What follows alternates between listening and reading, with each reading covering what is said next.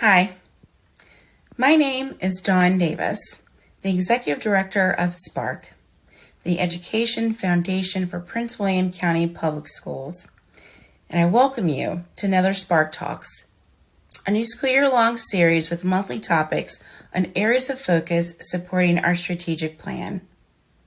This series, we are focusing on social and emotional wellness, and we will hear from subject matter experts on the challenges surrounding social and emotional well-being, and learn ways to incorporate best practices to a road of less stress and more healing. This month, we will hear from Katie Schmidt with Woodbridge Therapy Group. Katie is a resident in counseling and graduated with a Bachelor of Science degree in pre-counseling and clinical psychology from Corban University.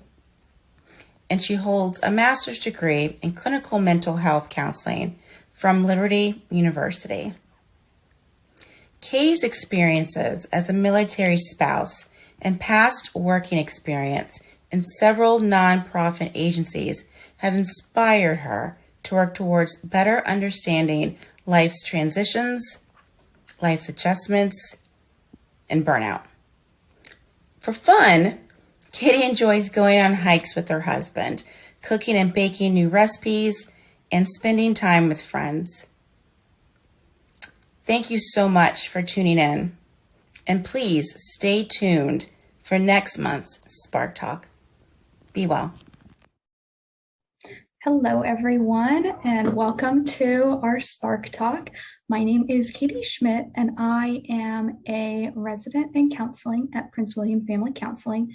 And I'm so excited to be able to provide you with a little bit of insight on some of those, post-holiday blues or the seasonal anxiety and depression that we might be feeling at this time of year. Focus on a little bit of burnout concerns and strategies to combat that, and also focus on those New Year's resolutions that we may have set for ourselves, and figuring out ways that we can best accomplish the goals that we set for ourselves, because that is important. That being said, I'm excited you guys are here. There will be some resources provided for you as well, so that you have tools that you can use as you're moving forward throughout this new year, 2023. Hard to believe it's already here. But I am really excited to share this information with you guys. And so I think it might be good to start off with addressing some of the concerns that people have about their emotional well-being, mental health well-being. This time of year can be incredibly difficult for many people for a variety of reasons. The holidays may have been a difficult season, especially if you have lost a loved one over the holidays or things just have not gone well. And so you may be coming out of the holidays feeling more depressed in emotion and mental health than you might have initially realized. On top of that, we're in winter right now. And so pairing that with the shorter days, shorter amount of daylight, colder weather, maybe more dreary weather if you're not a huge fan of the rain like myself, it can be really difficult to feel happy or joyful. And we can find ourselves slipping into some more just depressed emotional states. We do call this condition seasonal affective disorder. It is actually something that many of us struggle with every winter. It's a cyclical pattern of depressed mental health. And so please know, if you are experiencing that, you are not alone. This is something that impacts many, many people. And there are things that we can do to combat this. When it comes to seasonal affective disorder, it is very important to continue to maintain a, well-balanced food intake. Many times we find people are craving things like carbohydrates or higher fats. this time of year to try and combat some of those emotional feelings we may be having. It's really important to be making sure that you're getting the correct amount of vitamins and nutrients and having that well-balanced diet. It is amazing what the food we eat, the impact that it has on us. It's also really important to make sure that we are maintaining some sort of physical activity, if that is outside and you can be outside in the cold weather. That is also excellent. Getting that sunlight is really important, even on overcast days. Dr. Huberman from Stanford has released some recent research that he has found 10 minutes of direct sunlight in the morning before 10 a.m. if possible really does help to improve and elevate not only our mood, but sleep patterns as well. And sleep is also incredibly important for maintaining our mental health. If you can't get that direct sunlight, it can be really helpful to, if at all possible, work near windows where there is daylight coming in. Even on those overcast days, you just might need a little bit more exposure, longer exposure, so 20 to 30 minutes on those overcast days instead. But getting that direct sunlight really can help elevate that mood and also improve sleep, which is another thing that many people complain about, struggling to sleep during the winter, sleeping too much, not sleeping enough. When we have that exposure to sunlight before 10 a.m., that helps our body to start producing the hormones necessary to prep us for sleep 14 to 16 hours down the line. And so having that regular sleep, vital for making sure that we are feeling our best, especially during this time of year. It's also really important to be able to check in with your doctor or any social support that you might have. Many of us like to withdraw during the winter time. We find ourselves feeling quite lonely. Please reach out to those people in your support system. That is so, so vital to our overall well-being. We are relational by nature, and so making sure that we are maintaining those social relationships is critical to feeling our best. And it can be helpful to reach out to other people and realize you're not alone in your feelings. And that alone can make a huge difference in how you view your current state and how you might be able to move through it. Other people may have some great ideas for things that you can try. I also like to incorporate, particularly with seasonal affective disorder and things like depression, anxiety, and burnout. Muscle tension can be a really big complaint or a common complaint. And so I like to tell people, take some time to, close your eyes, focus on those nice deep breaths, deep in and out, and then scan your body almost like there's a computer inside of you. Scan from head to toe, looking for muscle tension. And when you find that muscle tension, take that moment to roll out, the muscles, maybe roll your shoulders, roll your neck, try and relax those back muscles. Many of us hold our tension in back, neck, shoulders. Sometimes our hands, we may not realize like we're clenching our fists. And so taking time to actually relax those muscles intentionally can make a huge difference. And we may not realize how much stress and tension we are holding throughout the day.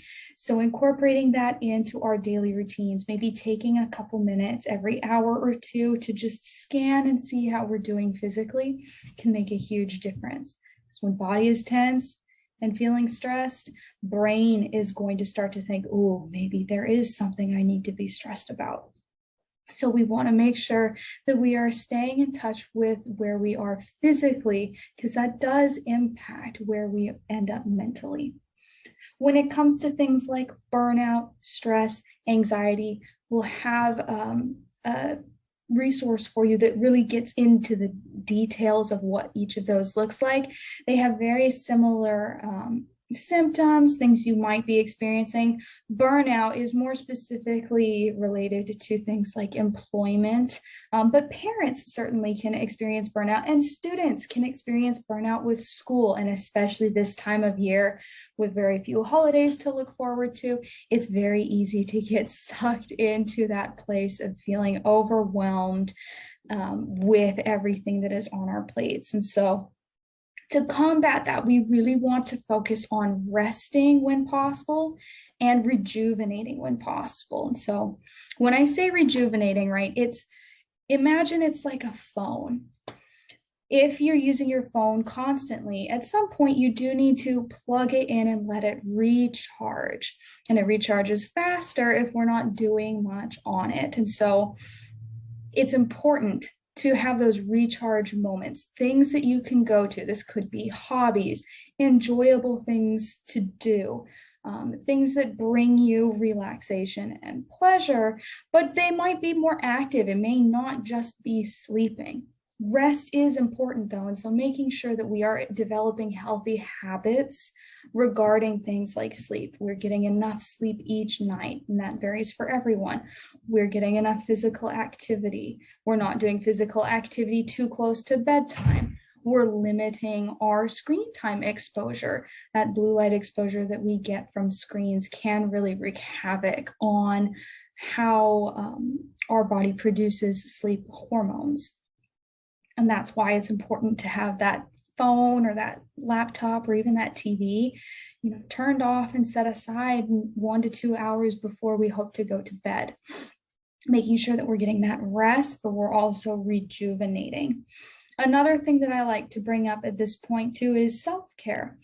And self-care is kind of a buzzword. I know that we experience a lot of messaging about self-care in our culture right now, but I think it's really important that we realize self-care is more than just indulgence in something. So yes, self-care absolutely can be going and grabbing a coffee every now and then, or going and getting that, pair of shoes or sweater or jacket or wallet, whatever. That's absolutely a form of self-care, but self-care is also oftentimes engaging in practices that promote our well-being. This could be having healthy boundaries, the ability to say no. If you simply do not have the bandwidth or the time to do something, it is okay to say no. Having a good morning routine, being able to wake up in the morning, engage in maybe some meditation or listening to a happy playlist while getting ready so that you feel prepared and on top of your day. Having a good evening wind down routine where we're putting that phone off to the side, or maybe engaging in some meaningful time with family or friends, and then we're getting an appropriate amount of sleep. These types of things are also self-care. So really take some time to consider, what does self-care look like for me? It's very important for that self-care to be intentional, to rely on that insight that you have, because you are the expert of your life. And so you are going to have the best insight into what is going to be an effective self-care strategy for you. And to have accountability. It is so easy to try and rely on ourselves and then get upset when we don't accomplish a goal. And I find that having someone out there that holds us accountable for that makes it a lot easier, because we know someone else out there is going to ask us if we have been working towards our goal, whether that's a friend, a family member, a counselor, somebody out there in your social support network. Find that person and talk to them and have them be an accountability partner for you. When it comes to New Year's resolutions too, this can be a touchy subject for many people. And many people find that their New Year's resolutions fall quite flat. And I think that a lot of this is tied to lack of accountability, but also difficulty in setting realistic goals and resolutions for ourselves. And so we like to promote the idea of what we call SMART goals. And so it is an acronym. SMART stands for specific, measurable, achievable, realistic, and resourced. and time limited. And so we want our goals to be specific. We want them to, have an actual defined place. We want them to be measurable. We want to be able to see if we're making actual progress. Sometimes this can mean that our goals are going to have little sub goals, and that's actually a great way to know if you are progressing towards your goal, because you can check those sub goals off, and that's great. You can see I'm making progress. When they're achievable, we want it to be something that is achievable. And I think this is where many people kind of fall flat. They have such high expectations, and that's okay. But when we don't meet those high expectations, that can be quite demoralizing. So we want to be able to make sure that the goals are achievable for each of us. And that requires some insight on our part. We want the goals to be realistic. You can shoot for the stars, and that's okay. But I do find that many people are more able to achieve the goals they set for themselves when they set these realistic goals. And when I say resourced, I mean that there are places you can go, things you can get, resources that you can have that help you to attain that goal. Time limited. We want to have a timeline. And it can be a multi-stage timeline. You can say, a week from now, I would like to go for a walk for 3 days out of the next week. But then in a month, I would like to have gone for a walk 20 days out of a 30-day month. And then in a year, I would like to have gone for a walk 300 out of 365 days. They're time limited, but there's also very specific goals that we have there. And again, there are going to be times where we're going to fall flat on our goals, and that's okay. That doesn't mean we need to scrap the goal entirely. That just might mean that we need to adjust the goal, and we can do that, and that's okay. And so I want to encourage you guys, having that positive focus really does help us when we are looking towards trying to achieve our goal, instead of, I don't really want to bite my nails all the time. We could say, I'd like to have healthier nails, and then outline the ways that we would like to do that. But that shift and that reframe from something that is kind of coming from a negative place to something that's coming from a positive place makes a world of a difference. We want our goals to align with our personal values. Again, this requires some insight. So take some time and kind of look at the goals that you have for yourself and see how those align with your values or not. I also encourage you guys, get creative.